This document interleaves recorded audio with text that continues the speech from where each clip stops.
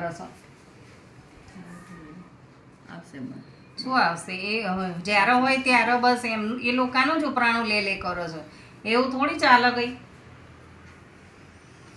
હાય શું વાત છે દીદી આવી ગયા એમ રેવા આવ્યા હા રેવાય. તમે સારું તાર મજા આવશે આ વખત તને ગોળા બોળો ખાવા જઈશું, આઈસ્ક્રીમ પિક્ચર પિક્ચર જોવા જઈશું, મજા આવશે હો. બધું ફરી લઈશું. હા કેમ તમારા હાથો આમ છે આમ અપસેટ એવું લાગે છે કંઈક?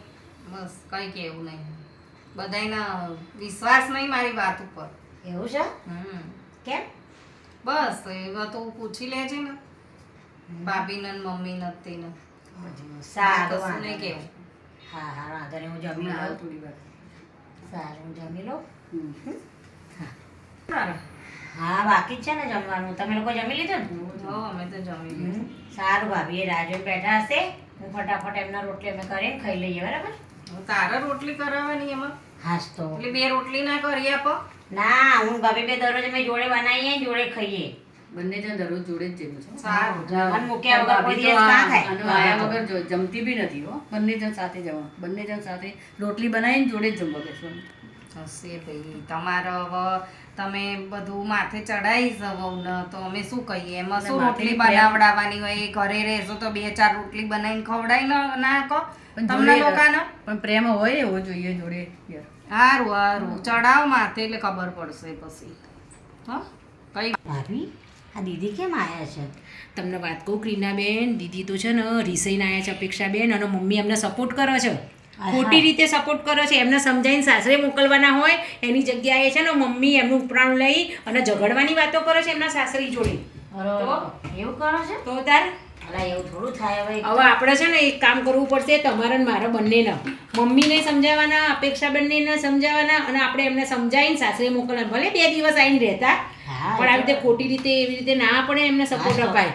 અને એમ નહીં આવી રીતે થોડું એ આવી જવાય. આપણા મમ્મી પપ્પાની ઇજ્જતનું શું યાર? તમે આટલા નાના છો તોય સમજો છો, અને એ મોટા થઈને સમજતા નથી. ભલે જે થયું એ આપણે એમને સમજાવીને, એમના ઘરના કેટલા સારા છે, આપણે ગયા હતા હવનમાં કેટલું સારું રાખતા હતા આપણને. હવે સાંભળો તમે એવું હોય તો તમે મમ્મીને સમજાવો અને પછી મમ્મી એમને કહેશે એવું કંઈક કરો. એવું કરવું તો પડશે જ ને. હવે આવી રીતે થોડું ઘર તોડાય. હા હા વાંધો નહીં, હવે તમે સમજાવી દો એમને બાપા. મને તો એમને જોઈને મને લાગ્યું ખરું કંઈક દાળમાં કાળું છે, આમ આંખો હતી ફૂલેલી હતી. તમને કીધું નહીં કશું? ના મને તો કંઈ કીધું નહીં એમણે. સારું ચલો ને હેડો કંઈક કરીએ હા છીએ. તમે કંઈક કરો. તમને 2 જણા તો પાપી તમ આંગળી ઉપર નચાવો છો. હું તો 2-3 દિવસ રહી હું તો બધું જોયું. ના ના યાર, એ તો પ્રેમથી કામ કરવાનું કે છે. એવું થોડી હોતું હશે વળી કહીએ કે એમ બધું કરવાનું આપણાને નચાવે, એમ થોડી નાચવાનું હોતું હશે વળી કઈ. એવું ના હોય. ના ના યાર એવું નથી, એવું તો મનમાં રાખે નહીં. એવું જ છે.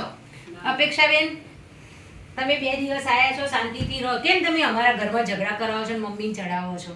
આવું થોડું ચાલતું હોય. હું તો કઈ નહીં ચડાવતી. તમે કીધું તો ખરું હમણાં કે હું બંનેને નચાવું છું આંગળી આ તો ઉપર. તમે કામ કરે કરો છો મમ્મીના ને મારી બેનને. એવું થોડી હોય તમે આખો દિવસ ઘરમાં રહો, તમારે કામ કરવાનું હું હોય. એમને કદી કહેતી નથી મમ્મી મેં તમને કદી કામ બતાવ્યું? એ લોકો પોતાની ઈચ્છાથી કરે છે, અને અમે લોકો સંપીને બધા કામ કરીએ છીએ. તું યાર મોટી બહુ છે એટલે સમજીને ઉલટું નાની બેન છે, એ નાની બેન છે તારી, તો સમજીને આવો તો પ્રેમથી રાખવાની હોય લોકોને. જો બસ આજ મારે જોઈતું હતું. તમે શું કીધું? હું ઘરની વહુ છું એટલે બધાને મારે સંપીને રાખવાના, બરાબર? મારી જવાબદારી છે, બરાબર?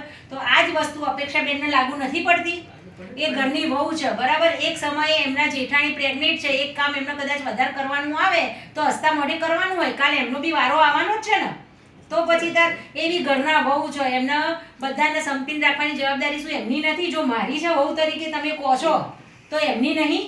કેમ તમે અપેક્ષાબેન સમજ્યા નહીં આ વસ્તુને? સમજી ગઈ. સમજ્યા ને તમે? આ તો જો ઘેર ઘેર માટીના ચૂલા છે. અમારે કોઈક વખત 2 વાહન ખખડો, તમારે ખખડો, પણ બધાએ ભેગાએ સંપીને કંઈ બી ઘરમાં કંઈ પ્રોબ્લેમ આવ્યો, કોઈ એક વ્યક્તિનો પ્રોબ્લેમ આવ્યો હોય, ઘરમાં કંઈ પ્રોબ્લેમ આવ્યો હોય, તો બધા ભેગા બેસી અને જો એનું સોલ્યુશન લાવશો ને તો ત્રીજા વ્યક્તિને કે બીજા કોઈને પડવાની જરૂર નહીં પડે. તમે શાંતિથી આવો, 2 દિવસ નહીં 10 દિવસ આવો, પણ હસતે મોઢે આવો. સારું હું આ સમજી તારી મોટી ગઈ. ભાભી છે ને, રહે છે ને પ્રેમથી. જો હા હા મને નથી ખબર હો. તું આવી તારે પ્રેમથી પણ હું બોલી. આવીને હું રહી તો મને ખબર પડી ને કે ભાઈ આવી રીતે કરવું પડે, એમ બધું રહેવું પડે.